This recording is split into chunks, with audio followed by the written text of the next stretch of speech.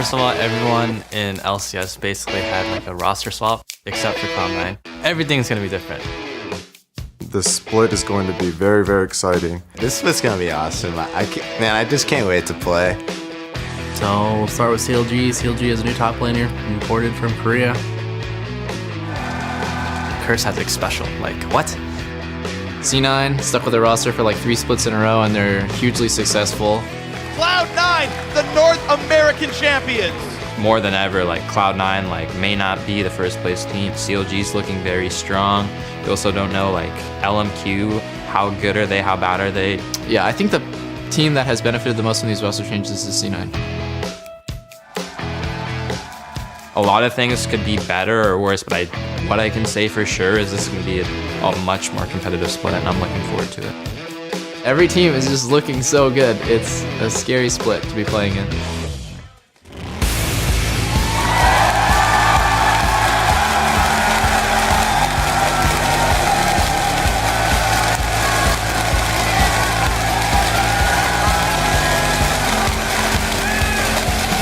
Welcome, ladies and gentlemen, to the opening day of the 2014 North American League Championship Series Summer Split. We're coming to you live from our LCS home right here in Los Angeles, California. Hello, everyone. I'm Ratings of Business III, and with me is Joshua Jet Leesman. And it is good to be back with you, Riv, here, because the crowd is ready, and honestly, the teams are all different, so we got a whole bunch to learn. I'm super excited. I even heard of Vuvuzela earlier in the crowd, so it's going to be a good day. Today, 8 teams continue their quest to hoist the Summoners Cup. Yeah, they will battle it out over the next 11 weeks with the top 6 teams earning a berth in the NALCS playoffs.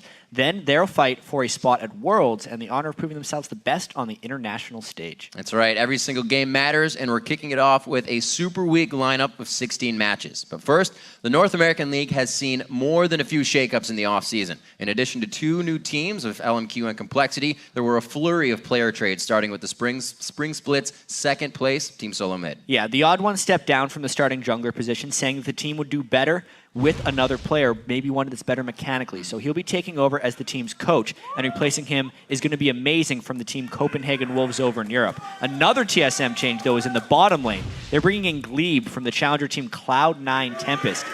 He's going to take over for X Special, who actually parted the ways for Team Curse. Everybody was going everywhere. That's right. Then Counterlogic Gaming went all the way to Korea to recruit a top laner after Nien announced he would be leaving the team to work on his game. Yep, manning the top lane will be Seraph, who was playing previously with the Najin organization. So that's something everyone wants to see. All the unknown commodities. And Coast may have been eliminated in the summer promotion tournament, but Zion Spartan and Shifter have found new life in the LCS. Yeah. Both those players moved over to Dignitas. Zion Spartan's going to be taking residence in the top lane, replacing Cruiser the Bruiser, while Shifter will take over in the mid lane where there was a vacancy. It's going to be good for them, guys. And finally, we heard grumblings of EG shakeups the entire break, and now they finally arrived.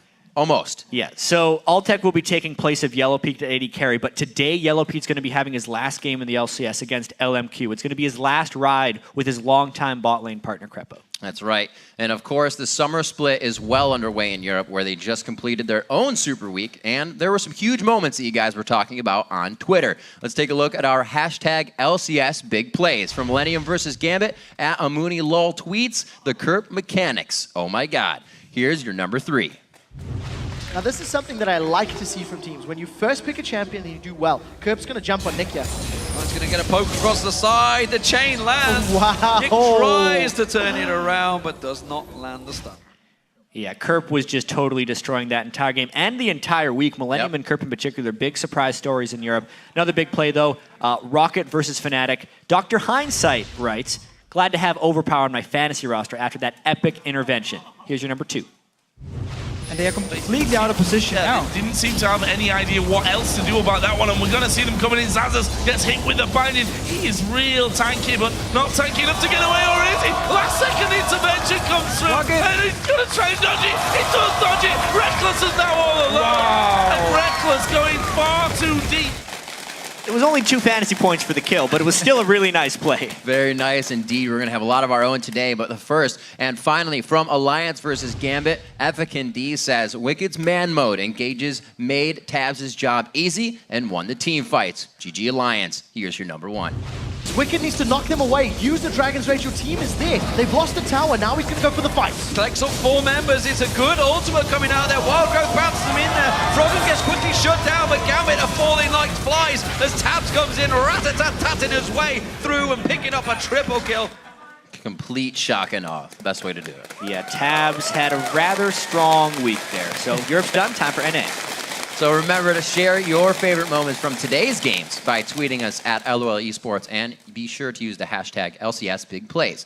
And now you've seen a taste of the action, let's check out how the table stands in the European League. Absolutely. And first, it's a 3-way tie with Alliance, Millennium, and SK Gaming sporting 3-1 records. And then tied for 4th are Fnatic and Super Hot Crew. Then in last, it's yet another tie with Gambit Gaming, the Copenhagen Wolves, and Rockhat with 1 win and 3 losses.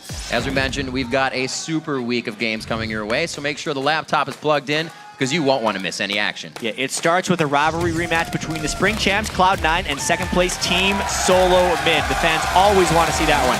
Then Curse face off against Counterlogic Gaming, and after that, it's the new kids on the block, LMQ versus Evil Geniuses. And we'll see if Complexity has the right stuff when they take on Dignitas. We'll conclude the day with Counterlogic Gaming versus LMQ, and by God, the fans are ready. Just a little bit. They've been waiting for a while. We've been all over the world there. We went to Paris. They haven't had a chance to cheer for TSM for quite some time. That's right. And you can find the complete schedule as well as vote on the teams you think will start the split with wins by heading over to lolesports.com. Click on schedule, select week uno, and lock in your votes. Yeah, you can also learn how to join us here in the studio to watch these teams play in person. Saturday's sold out, but there are still seats available for Sunday. Just click tickets for all the details. And if you haven't set up your LCS fantasy team yet, you can do it now. That's right. Set up your league, then you can play Owner and create your dream team of pro players from Europe and North America. Rack up points based on the actual LCS games and sweat each kills, yes, as you compete against your friends each week.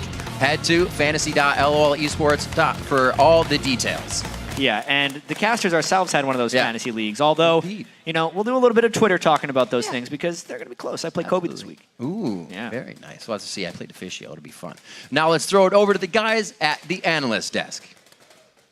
Thank you very much, Riv. What's up, guys? I'm David Freak-Turley alongside Sam, Kobe, Hartman, Kensler. It's going to be a fun day. I am looking forward to seeing all these new players actually on the North American LCS stage. How can they perform? Yeah, almost every single team is going to be changed up in some way. It's going to be a whole bunch of fun.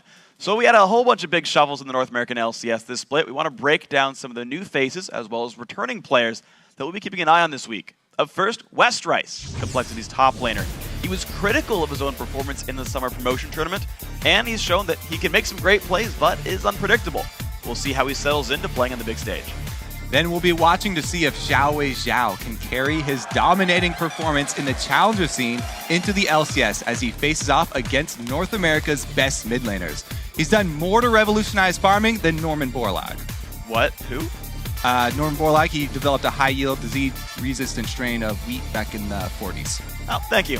Well, speaking of Threshers, we're going to look at Curse's Xpecial, their new support. He had the highest KDA in the spring split among supports, but we'll have to see if and how quickly he can develop synergy with Cop in the bottom lane.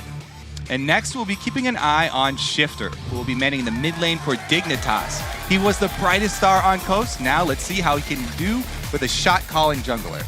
Now, finally, we're going to talk about Seraph, CLG's top laner. Since they brought him over from Najin White Shield to try out for the team, there's been a lot of hype around him still. He's only got one professional game on his resume, so we're anxious to see how he actually does in competitive play regularly now.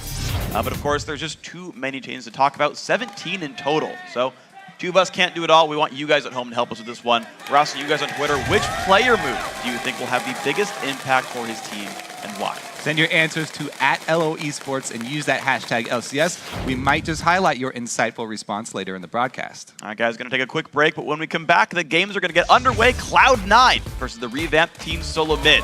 We'll be right back after this.